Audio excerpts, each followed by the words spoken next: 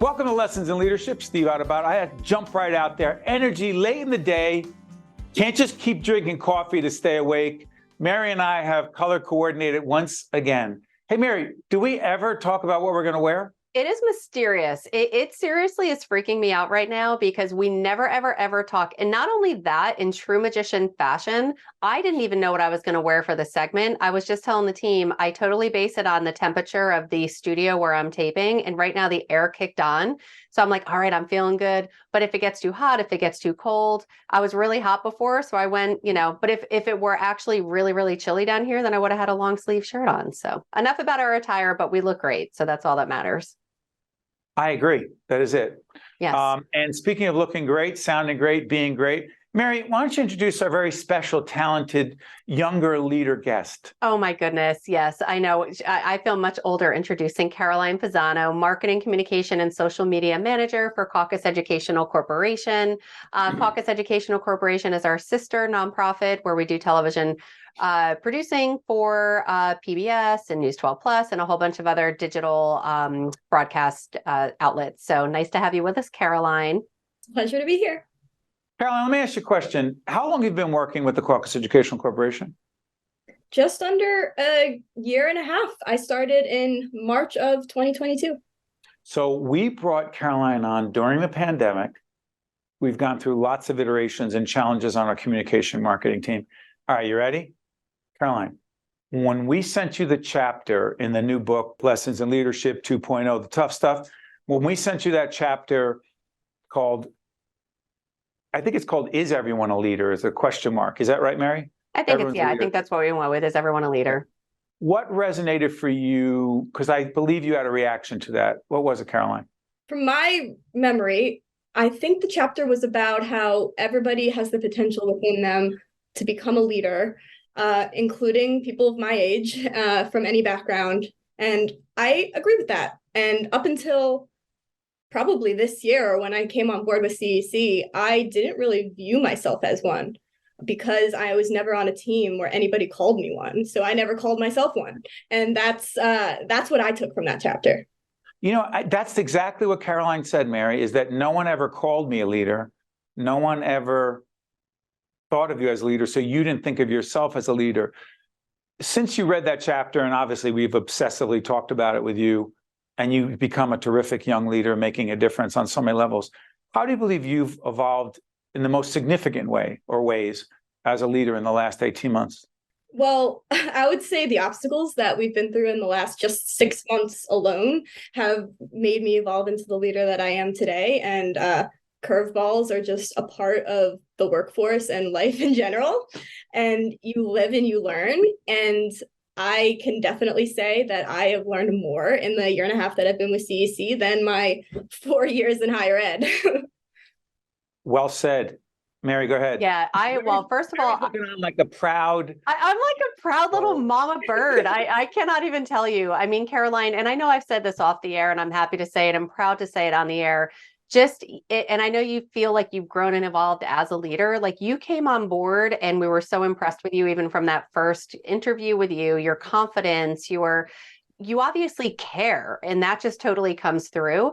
But we have these weekly meetings, and to even put in perspective how much of a leader is, not only does Caroline we have a weekly meeting with our marketing team to just make sure everyone's on track. And so not only did Caroline take the lead when no one else did to say, hey, I'm going to lead this meeting and have an agenda. To her credit, there's been many times over the last 6 months where she says, we don't have any agenda items for this meeting. We don't need to have it this week unless anybody says otherwise. I was like, I'm beaming. Like, I seriously might even get a little choked up right now. And Caroline, I don't even know if you know what a leadership trait that is. And I can't even say enough. You just get it. So it's a long-winded way of saying thank you. You're awesome. I can't wait to see what the future holds. But where did because it is confidence. I mean, I know you said you didn't feel like a leader or see yourself as a leader, but you're confident. Where does that confidence come from? Honestly, it might be too simple of an answer, but this is just my personality. I don't remember not being this way. Even throughout K through 12 and beyond, I was always the person when assigned a group project with like 3 other random people. I was the one that said, let me do it. because I find it so much less anxiety inducing to just do it myself than to sit back and let someone do it at the last minute or wrong. I love You it. just always stepped up, Caroline? You just stepped up. I've always just stepped up. That I don't remember ever not being this way. Well, hold on one second. Go back a little bit. So not encouraged, pushed to be a leader, you think it's in your DNA? It's either in my DNA or it's an unconscious trait that I learned in my upbringing. It could have to do with the fact that I was very involved in my siblings' upbringing. Therefore, I was a leader in the home a lot earlier than most people. My siblings have a very large age gap.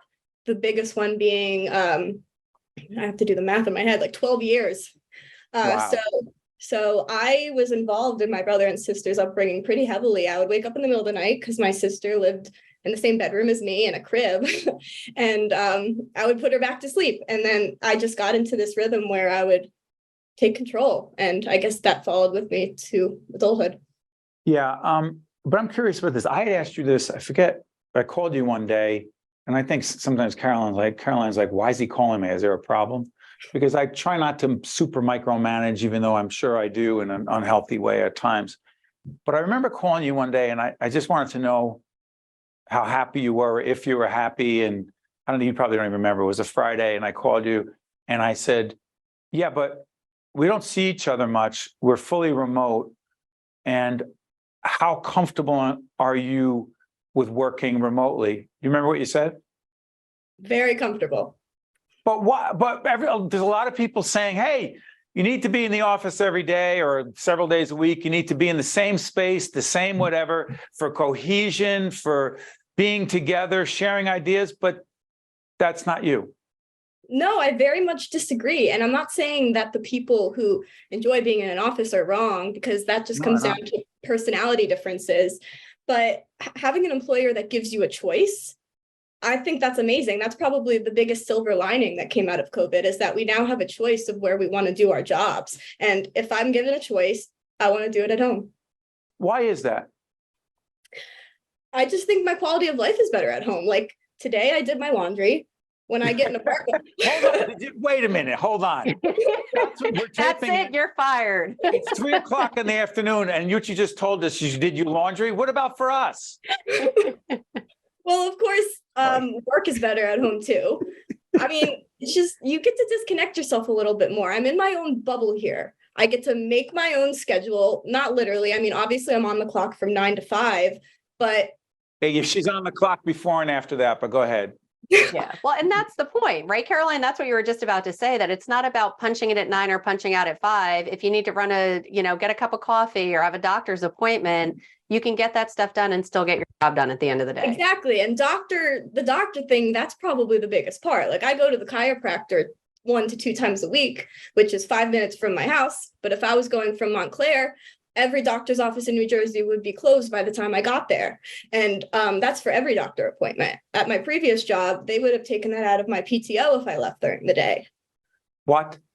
Yeah. Wait. Okay. So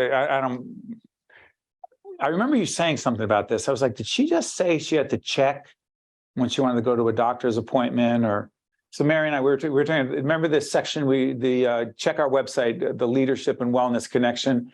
There's a mini seminar Mary and I did. And one of them, Mary, is not only family first, but taking care of yourself, right? Yeah, Mary?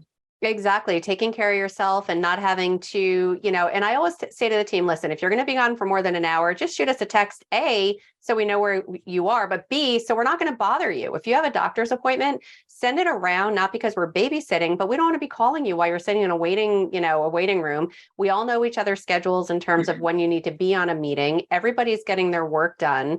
And if that's going to get done tonight at 6:00 because Caroline needed to go to get an adjustment at the chiropractor, we don't care when that gets done. But too many businesses are still stuck with their, digging their heels in the sand and saying, no, you need to physically be here from 9 to 5. And that's changing, and we need to change with it. Mary calls it, and she's right, impact over activity. Yeah. Caroline, before I let you go, I'm curious about this. One of the themes, not just in the new book, Lessons in Leadership 2.0, the tough stuff, but one of the themes that Mary and I have focused on for many years on this series is the importance of giving candid, constructive, sometimes hard to hear feedback. I know I sound like a broken record, but there's some conventional wisdom or not so conventional wisdom on the part of some that younger people have a hard time accepting constructive feedback because they're so used to getting a trophy for participating, and no one ever challenges them. You say, I think because you're constructive good at feedback. it. You never get defensive, and I don't know what that's about. It's impressive.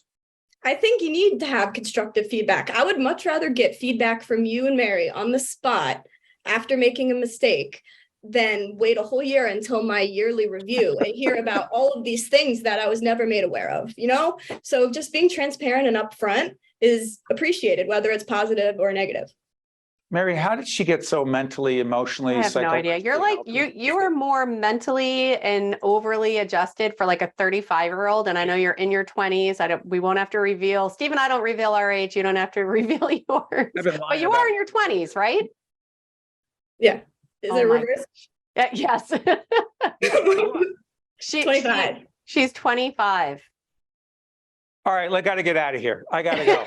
Can't even listen to it. I can't do it anymore. Thank you, Caroline. That's what I just want to say publicly and to the entire world. I'm going to stop calling you a terrific young leader. You're just a terrific leader. And you've meant so much to our sister company, the Caucus Educational Corporation. And we're proud of you and proud to be partners and team members with you. Well done. Thanks That's so much. Caroline I'm proud to be on this team. What'd you say again? Did you I say? said thank you. I'm proud to be on this team. Oh, I'm sorry. I thought you said Steve's an amazing boss. She didn't say that at all. Lessons in Leadership. We'll be back after this. This edition of Lessons in Leadership is made possible by the Pizzano Leadership Institute at Seton Hall University, Prager Metis, Valley Bank, the International Union of Operating Engineers, Local 825, the North Ward Center, the New Jersey Sharing Network, Delta Dental of New Jersey, Fedway Associates, Inc., Veolia, Resourcing the World, Choose New Jersey, and Seton Hall University, showing the world what great minds can do since 1856. This is Mary Gamba. If you want more leadership tips and tools, log on to stand-deliver.com. That's stand-deliver.com. Promotional support for this edition of Lessons in Leadership with me, Steve Adubato, and my colleague, Mary Gamba, has been provided by NJ.com, NJBIA, and New Jersey Business Magazine, CIANJ, and Commerce Magazine, and Meadowlands Chamber, celebrating 50 years of building connections and driving business growth. Lessons in Leadership is pleased to welcome William C. Sproule, who is Executive Secretary Treasurer, and also Tom Bender, Education Outreach Director at the Eastern Atlantic States Regional Council of Carpenters. Bill and Tom, good to see you guys.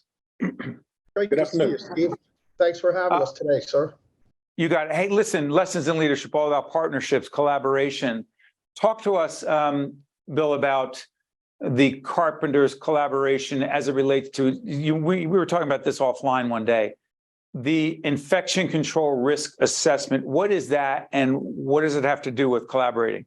Infection control risk assessment, Steve, or as we use acronyms all the time now in this day and age, is called ICRA.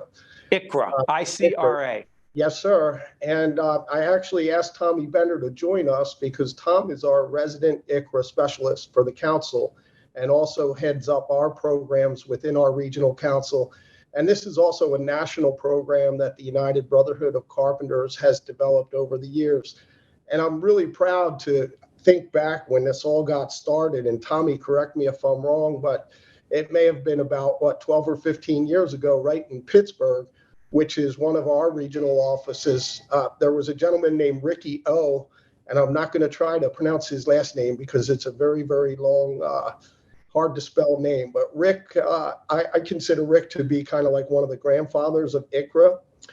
He started putting together training manuals and things of that nature and really got this thing rolling to where it is now. And basically, we train our membership.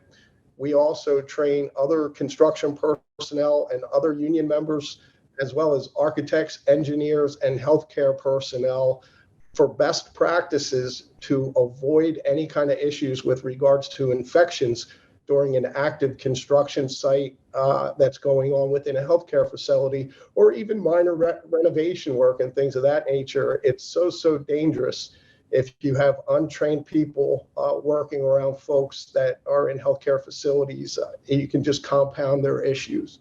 Yeah, Tom, talk about leading that initiative. What's it been like? To piggyback on what Bill had said, Ricky O did kick this off, and earlier you had asked about collaboration, and this really all started through collaboration with what is called an infection preventionist, and that is someone that through the medical field, their job is to stop any secondary infections in a hospital, whether that's the patient, the staff, or the visitor. And this whole thing got started off between a collaboration between a healthcare network and an IP named Jeff Clare and a carpenter.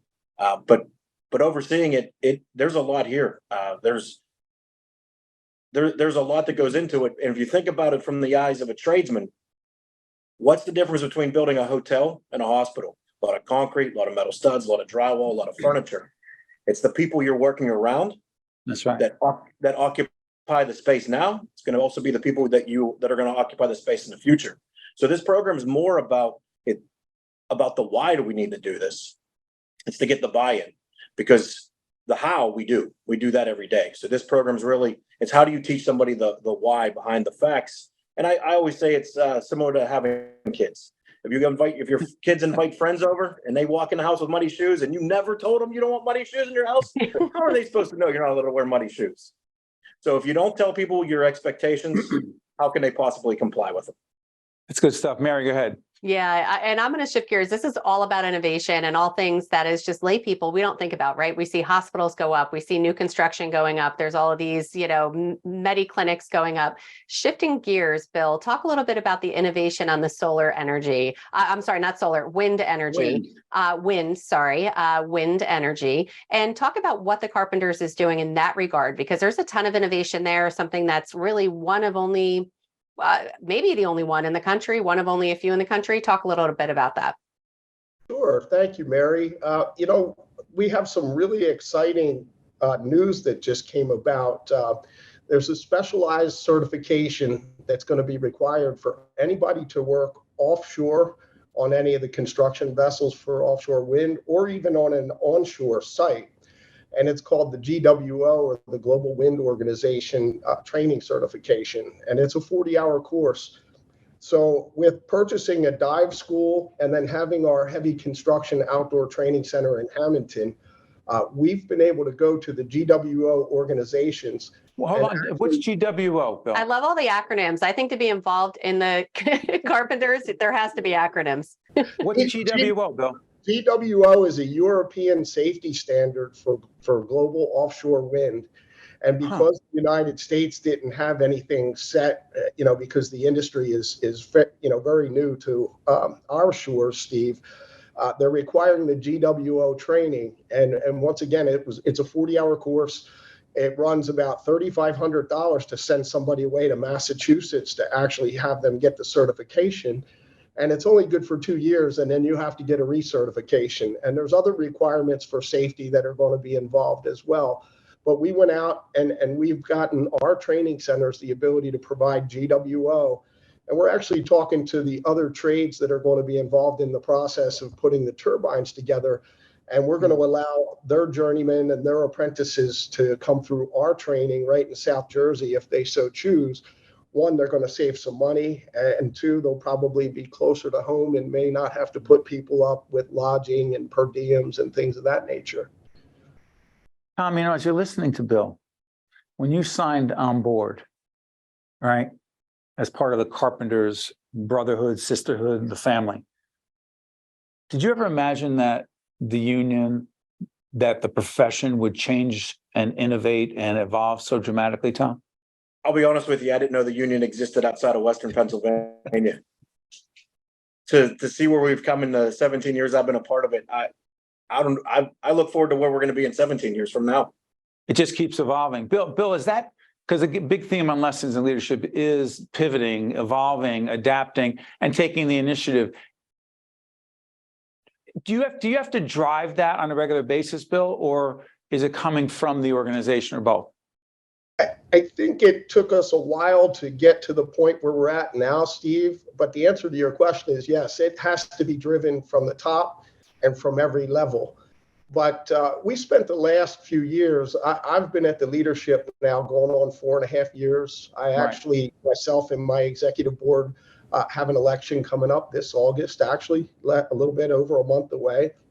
And we've spent a lot of time building a foundation and getting our employees, our council representatives, organizers, our staff, our administrative people, all in alignment, as well as our training fund folks and the external people that are involved in the process, our contractors, our labor management organizations. So there was a lot of work that went into getting everybody singing from the same song sheet. But man, once you get there, you can really do amazing things. And you want to talk about change, like Tommy mentioned, you know, he was in his bubble in Western PA. I started out as a rep in 1999. And we were the little old South Jersey Regional Council. There was 4 regional councils in New Jersey. There were several in Pennsylvania. So now the footprint that I have under Eastern Atlantic States, which is 1 regional council, that used to be about, I'm going to guess and say 8 to 10 regional councils not that long ago. So you want to talk about some significant change. You know, I've really seen it in my years as a staff member of the United Brotherhood of Carpenters. And you're right, you really do have to adapt and be on your feet and think outside the box if you're going to make things happen. But looking Bill, back, quick, I'm sorry for interrupting, Bill, your portfolio, you told me the other day, I was like, what? How big is the portfolio? What states? Okay, so we have New Jersey, we have Pennsylvania, we have West Virginia, Virginia, the District of Columbia, Maryland, and Delaware. Did I forget anything, Tom? I think I got them all. That's all of them for now. Yeah, and the Carpenters, the longtime partners with us, particularly in our programming that has to do with infrastructure and the trades and labor-related issues. So to Bill and to Tom, I say thank you, and thank you for your partnership and collaboration, gentlemen. All the best. Thank you very much. Thank you, Steve. Thanks for having us. And once again, I hope you guys enjoy the summer, and I hope it doesn't go too quick. Sometimes as we get older, everything just starts going. I know. Way too quick. We're taping this right before the 4th of July. I'll be seeing later, and the summer might be over. Thank you, gentlemen. Mary and I will be back on Lessons in Leadership right after this. Stay with us. Promotional support for this edition of Lessons in Leadership with me, Steve Adubato, and my colleague, Mary Gamba, has been provided by NJ.com, NJBIA, and New Jersey Business Magazine, CIA NJ, and Commerce Magazine, and Meadowlands Chamber, celebrating 50 years of building connections and driving business growth. Welcome back to Lessons in Leadership, Steve Adubato. Hey, Mary, sponsors, real quick. Yes. Oh, I would love to. I'm going to switch them up. I'm going to go in a different order. So we've got, you know, I'm going to end up forgetting what since I'm doing it backwards, but Delta Dental of New Jersey, the North Ward Center, Veolia, Fedway Associates, Seton Hall University, and the Pizzano Leadership Institute, Prager Metis, Choose New Jersey, Valley Bank, the New Jersey Sharing Network, and the International Union of Operating Engineers, Local 825. So thank you to all of our wonderful sponsors who make this possible. Good stuff. Hey, Mary, let me ask you this. Mm-hmm. Never talked about this before. And I intentionally do not tell Mary what I'm thinking of talking about in the few minutes that we have to chat about leadership issues. So, brain, this is actually from our friends at Opportunity Project. That's a brain. You can't even tell it's a brain. The fact that you have these props, they are endless. And Opportunity Project is a great organization and helps people who deal with brain injuries. Why am I holding up the brain? Because I've been thinking about this.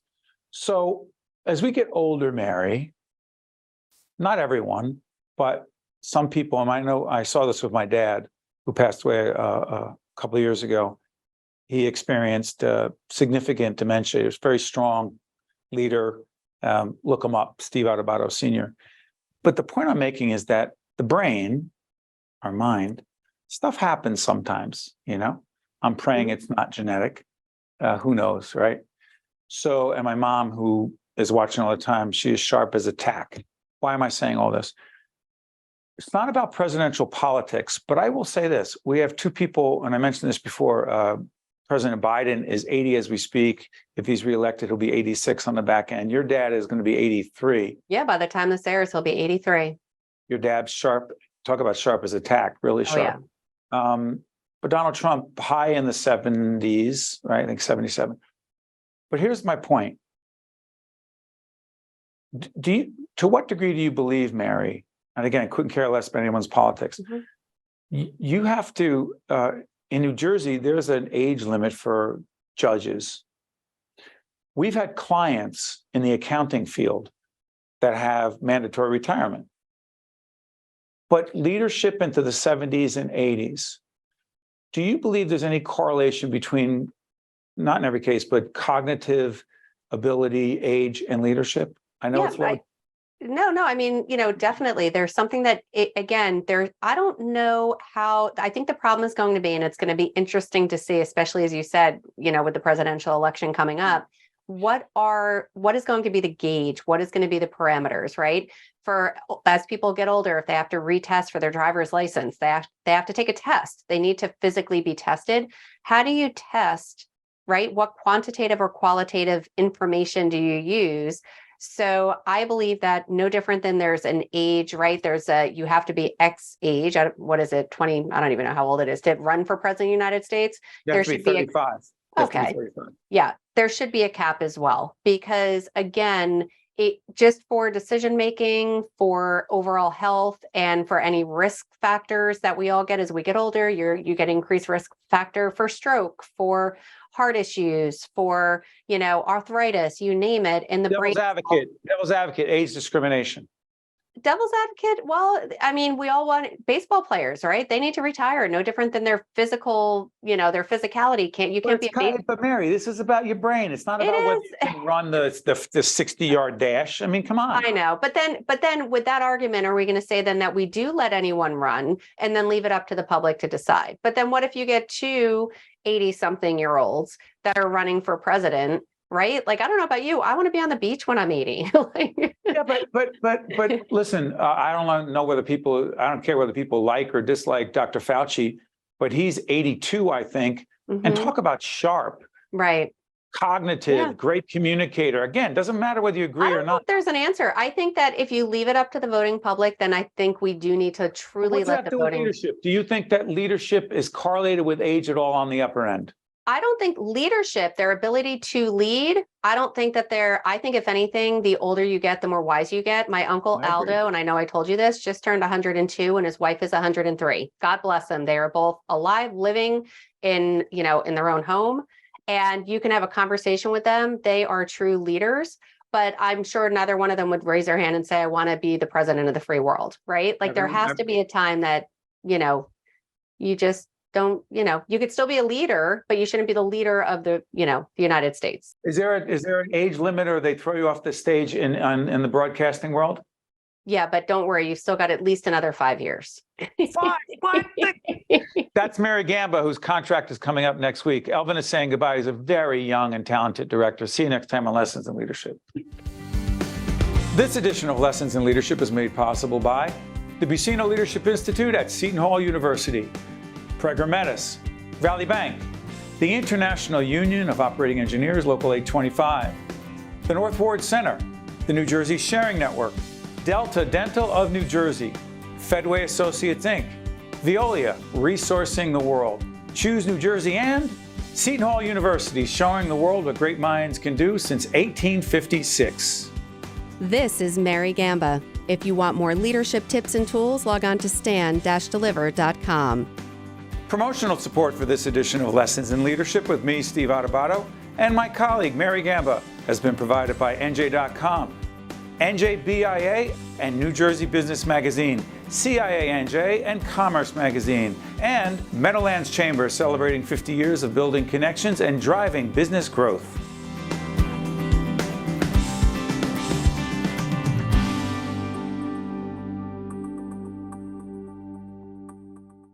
I am alive today thanks to my kidney donor. I am traveling and more active than ever before. I'm alive today thanks to my heart donor. I'm full of energy and back singing in my church choir. I'm alive today thanks to my lung donor. I'm breathing easy and I'm enjoying life's precious moments. There are about 4,000 people in New Jersey waiting for a life-saving transplant. Donation needs diversity. For more information or to become an organ and tissue donor, visit njsharingnetwork.org.